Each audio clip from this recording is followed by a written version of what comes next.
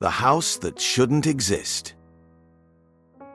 I found it by accident. I wasn't looking for it, not really. I was just driving through the town where I spent most of my childhood, letting the turns guide me more than memory. It had been years since I'd been back. Things looked older, smaller, like someone had pressed time down on everything until it bent a little. The road that led to it was barely more than a path, overgrown and cracked, with trees hanging too low, like they'd been left alone too long. But as soon as I saw the opening, something in me pulled. Not curiosity, not nostalgia, something quieter, familiar. I didn't expect the house to still be there. Honestly, I didn't expect it to have been real at all. It was a place I remembered vaguely, like a dream you half believe because it feels more real than it should.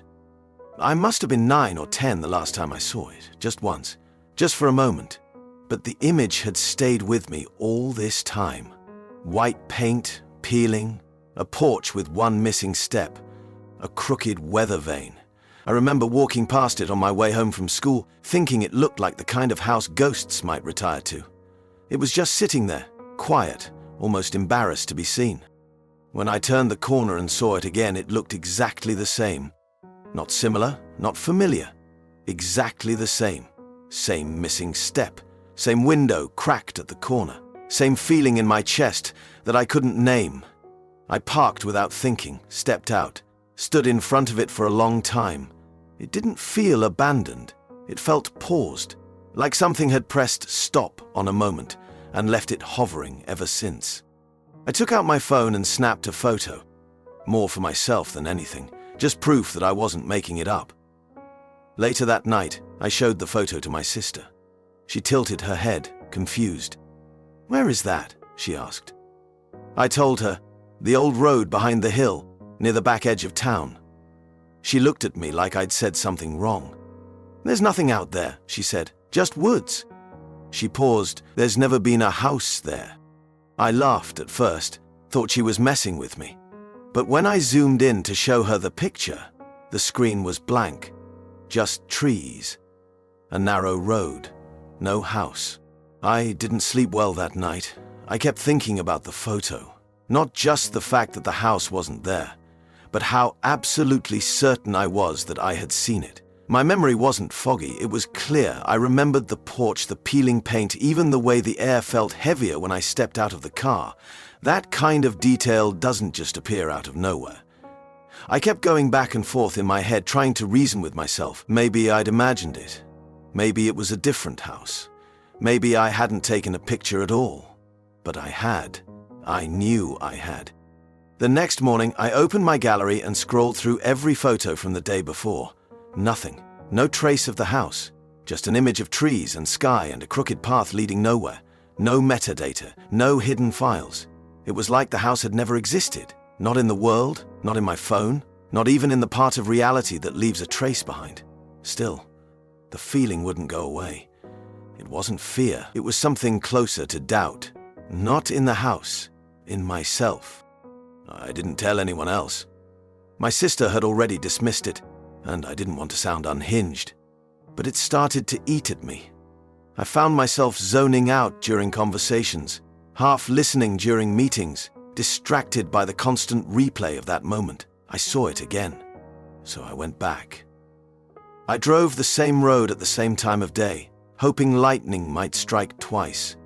The trees looked the same, the cracked road was still there, but the clearing where the house had been was just trees, solid, undisturbed, like nothing had ever been there. Still, I parked and got out. I walked to where I thought the porch had been. I stood in the same spot, trying to force the memory back into reality.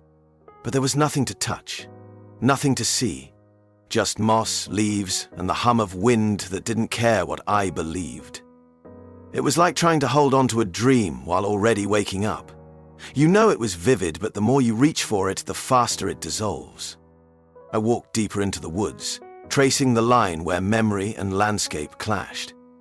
I didn't find the house, but I did find something. A rusted hinge, half buried in the dirt. A piece of wood, unnaturally flat. a shard of glass that didn't belong in the middle of a forest. I took them with me, not as proof, but as a reminder that something had been there, or at least something that made me feel like it had.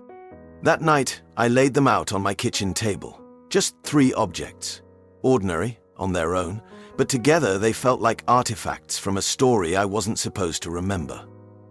I stared at them for a long time, trying to make sense of it, trying to decide whether they were pieces of the house or pieces of my mind, breaking apart in ways I hadn't noticed before.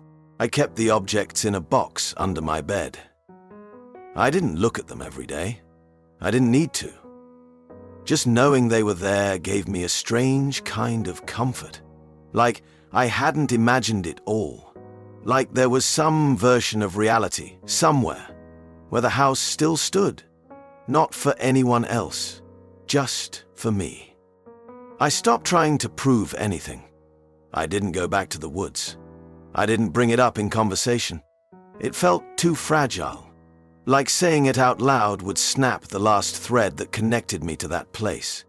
But it didn't leave me. I'd be brushing my teeth or folding laundry and I'd think about the way the light hit the roof.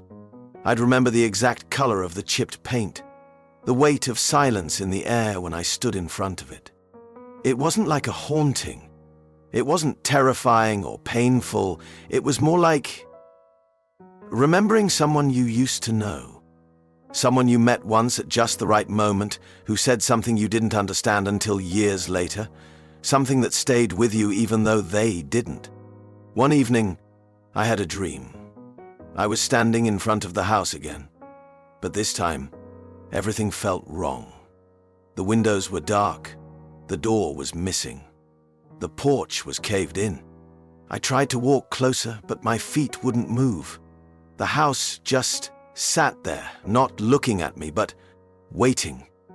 And when I woke up, I felt like I had left something behind. I opened the box under my bed that morning, took out the hinge, the wood, the glass. They didn't look special. They didn't shimmer or hum or carry any obvious meaning, but they still felt real. More real than the memory. More real than the photo that never existed. I don't know what that house was. I don't know if it ever truly existed, in this world or just in mine. Maybe it was a place I needed to believe in, a structure to hold something I couldn't name. Maybe we all have places like that. Rooms no one else remembers. Doors that only opened once. Moments that happened and then rewrote the rules of everything after. I put the objects back in the box. Closed the lid, slid it back under the bed. I didn't need answers anymore. Just the knowing that once I stood in front of something impossible, and it looked back at me.